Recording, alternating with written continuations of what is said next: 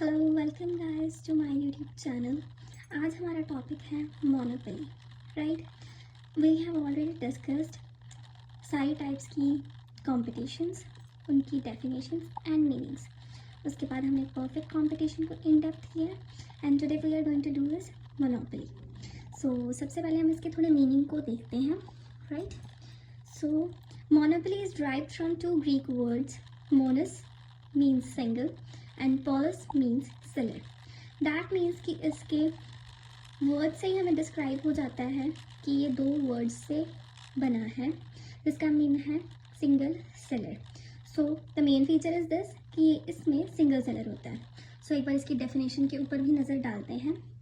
So monopoly refers to a market situation where there is a single seller selling a product which has no close substitute. Right, so इसको एक बार parts में divide करते हैं।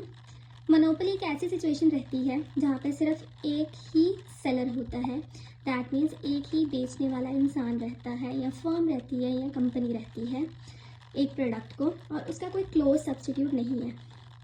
फार substitute रहते हैं, distant substitutes होते हैं, लेकिन अगर हम कहीं बिल्कुल close similar each and everything और वेरी सिमिलर सब्सटीट्यूट नहीं अवेलेबल होता। अगर इसकी एग्जांपल की बात करें तो रेलवेज़ इन इंडिया, जिसकी दैट इज़ की railways are only in India by the government. So government की मोनोपोली है ऑन रेलवेज़। कोई भी और कंपनी रेलवेज़ को नहीं, रेलवे की सर्विसेज को नहीं प्रोवाइड कर सकती, because railway is only single service provided by the government in India. इसके बाद इसके फीचर्स की तरफ चलते हैं। सो सबसे पहले इसका जो फीचर है वो है सिंगल सेलर। वो तो बहुत ही अच्छे से हमें पता चल गया इसकी डेफिनेशन से ही, इसकी मीनिंग से ही, कि इसमें सिंगल सेलर रहता है। लेकिन फिर भी एक बार इसको डिस्क्राइब कर लेते हैं क्या रीजंस हैं। Under monopoly there is a single seller selling the product. As a result monopoly firm and industry are the one and the same thing. So single seller रहता है, दैट मीन्स कि जो monopoly में firm है वही industry है, क्योंकि perfect competition में बहुत सारी फर्म्स मिलके इंडस्ट्री को बना रही थी। यहाँ पे सेलर ही एक है, तो वो ही अपने आप में ही इंडस्ट्री है। And monopolist has full control over the supply and price of the product. अब बेचने वाला ही वही है, तो सप्लाई को वो कंट्रोल कर सकता है। अगर सप्लाई को वो कंट्रोल कर सकता है तो अल्टीमेटली वो प्रोडक्ट की प्राइस को भी कंट्रोल कर सकता है। However, there are large number of buyers of monopoly product and no single buyer can influence the market price. So बेचने वाला एक है, खरीदने वाले सब हैं। अगर किसी को भी वो प्रोडक्ट चाहिए तो उसी से ही लेना पड़ेगा, तो कोई भी एक बायर प्राइस को इन्फ्लुएंस नहीं कर सकता। जैसे कि परफेक्ट में था, कोई सिंगल फर्म प्राइस को इन्फ्लुएंस नहीं कर सकती थी। इसमें वो और ज़्यादा बाउंड हो जाती है कि वो बिल्कुल भी इन्फ्लुएंस नहीं कर सकते, बिकॉज उसके पास कोई और ऑप्शन ही अवेलेबल नहीं है। No close substitute, right? The product produced by a monopolist has no close substitute. इसका मतलब ये है कि जो भी प्रोडक्ट एक मोनोपोलिस्ट बना रहा है उसका कोई क्लोज सब्सिट्यूट नहीं होता।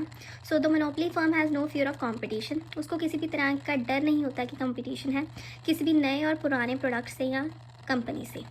इसकी एग्जांपल ले सकते हैं कि इलेक्ट्रिसिटी सर्विसेज जो है एनडीपीएल प्रोवाइड करता है, उसका कोई क्लोज सब्सिट्यूट नहीं है, लेकिन डिस्टेंट जो सब्सिट्यूट्स हैं available in the market. Inverter हो गया, जनरेटर हो गया। लेकिन अगर हम डायरेक्टली इलेक्ट्रिसिटी की बात करें तो नहीं है कोई भी close substitute. So this will be very clear from this point कि क्लोज सब्सिट्यूट क्या रहता है और डिस्टेंस या डिस्टेंट सब्सिट्यूट क्या रहता है। Right, so the next thing is restrictions on entry and exit. अब मोनोपोली में क्या रहता है, पेटेंट्स होते हैं, कॉपीराइट्स होते हैं, जिसके कारण जो एंट्री एग्जिट होती है वो काफ़ी डिफिकल्ट हो जाती है इन अ मोनोपोली। राइट, सो एक बार इसको हम डिस्कस करते हैं। There exist strong barriers of entry of new firms and exit of existing firms.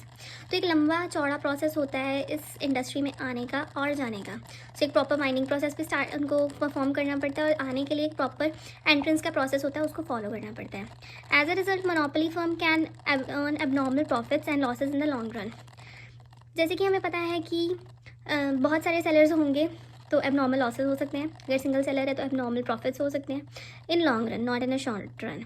सो अब प्रोसेस में भी काफ़ी डिफिकल्टी है। कोई भी फर्म आ नहीं सकती, कोई भी फर्म जा नहीं सकती, तो उनको एबनॉर्मल प्रॉफिट जब हो रहा है तो कोई भी इंडस्ट्री को छोड़कर नहीं जा सकता एकदम से। उनको एक प्रॉपर प्रोसेस फॉलो करना पड़ेगा। अगर एबनॉर्मल प्रॉफिट्स हो रहे हैं तो कोई भी मुंह उठाकर उस इंडस्ट्री में नहीं आ सकता, उनको एक प्रोसेस फॉलो करना पड़ेगा। तो एग्जिस्टिंग फर्म्स जो होंगी तब तक एबनॉर्मल प्रॉफिट्स का बेनिफिट ले सकती हैं। These barriers may be due to the legal restrictions like licensing and patent rights or due to the restriction created by the firms in the form of cartel. Licensing होती है because अगर हम electricity की बात करें, अगर railways की बात करें तो एक प्रॉपर प्रोसेस होता है, लाइसेंस होते हैं, पेटेंट राइट्स होते हैं जिनको आपको लेना पड़ता है, तभी आप इस इंडस्ट्री में आ सकते हैं, इन प्रोडक्ट्स के साथ कुछ भी इन्वॉल्वमेंट दिखा सकते हैं। तो इसके अलावा कई बार बहुत सारी जो बड़ी फर्म्स होती हैं उन्होंने मिलकर कार्टल्स बनाए होते हैं जिसमें वो एंट्री नहीं देते किसी भी नई फर्म को या किसी भी एग्जिस्टिंग फर्म को जाने के लिए परमिशन नहीं देते। तो यहाँ पे एंट्री और एग्जिस्टिंग में दोनों में ही बैरियर्स हैं, दोनों में ही प्रोसेस फॉलो करने पड़ते हैं। इसके बाद आता है price discrimination. The thing is price discrimination को हम काफ़ी बार इग्नोर कर देते हैं, लेकिन ये बहुत इंपॉर्टेंट फैक्टर है, right. Price discrimination. A monopolist may charge different prices for his product from different sets of customers at the same time. It is known as price discrimination. अब हम कहेंगे कि सेम प्रोडक्ट का कोई दूसरा price दे रहा है, कोई दूसरा प्राइस दे रहा है, क्या दूसरा कस्टमर उस चीज़ को क्वेश्चन नहीं कर सकता? यही चीज़ आती है प्राइस डिस्क्रिमिनेशन में। इसमें क्या रहता है, अगर हम एग्जांपल लेते हैं रेलवेज़ की, फॉर एग्जांपल यहाँ पे एक एडल्ट की जो टिकट है वो अलग रहती है, एक जो अंडर एज बच्चा है, चाइल्ड है, 12 साल का है, 13 साल का या छोटा है, उनकी जो टिकट की प्राइसिंग है वो अलग होती है। जो एडल्ट्स हैं उनकी अलग है, जो सीनियर सिटीजन्स हैं उनकी अलग है, और जो डिसेबल्ड हैं उनकी अलग है, वुमेंस की अलग है।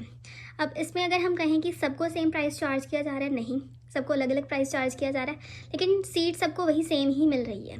सो इसका मतलब price discrimination does exist in monopoly. So the next point is price maker. जो इंडस्ट्री होती है या फर्म होती है मोनोपोली में, वो प्राइस मेकर होती है। इसको हम थोड़ा डिस्कस करते हैं। In case of monopoly firm and industry are the one and the same thing, जैसे कि मैंने आपको बताया फर्म और इंडस्ट्री जो भी है। So firm has complete control over the industry output. वही एक सोर्स है उसकी आउटपुट का, उसी ने मार्केट में उस चीज़ को सप्लाई करना है। As a result monopolist has is the price maker and fix its own price. वो प्राइस को फ्लक्चुएट कर सकता है, यही रीज़न है, क्योंकि वही सप्लाई कर रहा है और कोई ऑप्शन नहीं अवेलेबल मार्केट में, तो वो प्राइस को कंट्रोल कर सकता है। It can influence the market price by changing the supply of the product. ये हमें बहुत अच्छे से पता है कि प्राइस जो है सप्लाई के साथ बहुत ज़्यादा रिलेट करती है। अगर सप्लाई कम होती है तो प्राइस बढ़ जाता है अपने आप से। सो अगर जो मोनोपोलिस्ट है प्राइस को बढ़ाना चाहता है तो पीछे से सप्लाई कम कर देता है, तो प्राइस बढ़ जाते हैं। अगर वो चाहता है कि प्राइस ठीक चल रहा है तो अपने प्राइस सप्लाई में चेंजेस नहीं करते। अगर वो चाहता है कि प्राइस को कम करना है, ऐसे ऐसे होता नहीं है, लेकिन अगर ही वांट्स तो वो सप्लाई को बढ़ा सकता है और ओवरऑल जो एग्जिस्टिंग प्राइस है वो कम हो जाता है। So these are some factors या फीचर्स जो मोनोपोली के अंडर आते हैं। तो दिस वाज अबाउट मोनोपोली के फीचर्स। इसके बाद हम इमर्जेंस करेंगे कि मोनोपोली मर्ज क्यों होती है, एंड आफ्टर दैट इसका हम ग्राफ इन डिटेल डेप्थ में करेंगे। Stay tuned for the next video. All the best.